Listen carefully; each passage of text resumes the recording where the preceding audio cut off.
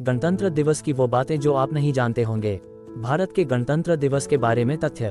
26 जनवरी गणतंत्र दिवस यानी कि वो दिन जिस दिन हमारे देश में संविधान लागू हुआ था।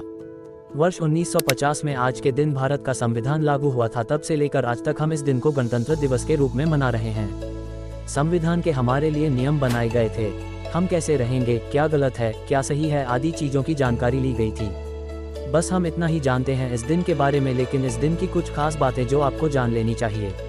नंबर 1, संविधान लागू करने के लिए 26 जनवरी को क्यों चुना गया, इसके पीछे भी कुछ विशेष कारण हैं। दरअसल 26 जनवरी 1930 के दिन भारतीय राष्ट्रीय कांग्रेस ने पूर्ण स्वराज की घोषणा की थी। इसके बाद इसी दिन 1950 में हमारा संविधान लागू हुआ। इस दिन 10:18 में देश का संविधान लागू किया गया था। संविधान लागू होने के ठीक 6 मिनट बाद राजेंद्र प्रसाद ने राष्ट्रपति पद की शपथ ली थी। ये शपथ ग्रहण समारोह गवर्नमेंट हाउस में रखा गया था, जिसमें नेहरू सहित सभी नेता मौजूद थे। नंबर 2, हमारे देश का संविधान पूरी तरह से हाथ से लिखा गया है। किसी भी तरह का कॉपीराइट टाइप इसे मुद्रीकृत करने के लिए उपयोग नहीं किया गया है। सबसे बड़ी बात कि यह हिंदी और अंग्रेजी दोनों में लिखी गई है।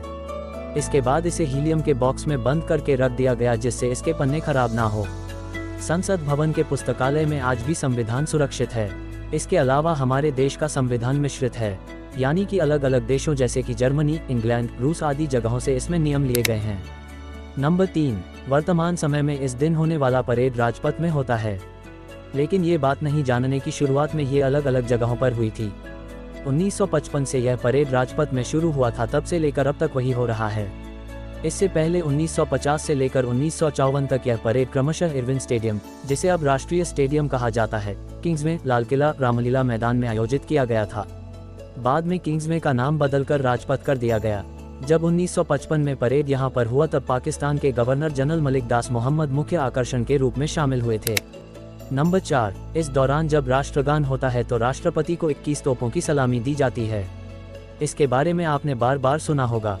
यह राष्ट्रगान शुरू होने से लेकर इसके खत्म होने तक होती है, यानी कि कुल 52 सेकंड की। दरअसल यह 7 अलग अलग तोपें होती है जो कि भारतीय सेना की होती हैं। इन्हें पाउंडर्स कहा जाता है। हर एक तोप से 3 राउंड फायरिंग की जाती है और कुल 21 सलामियां होती हैं।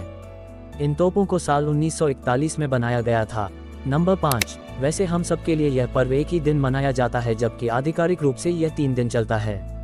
29 जनवरी को रिट्रीट सेरेमनी के साथ इसका समापन होता है। ये दुनिया का सबसे बड़ा लोकतंत्र, भारत का सबसे बड़ा पर्व है। इसे आप मनाएं और साथ में ये संकल्प लें कि देश के संविधान में लिखी हर एक बात का हम पालन करेंगे। अगर वीडियो पसंद आया तो वीडियो को लाइक करें, शेयर करें और सब्सक्राइब करें। तब तक के लिए जय हिंद, जय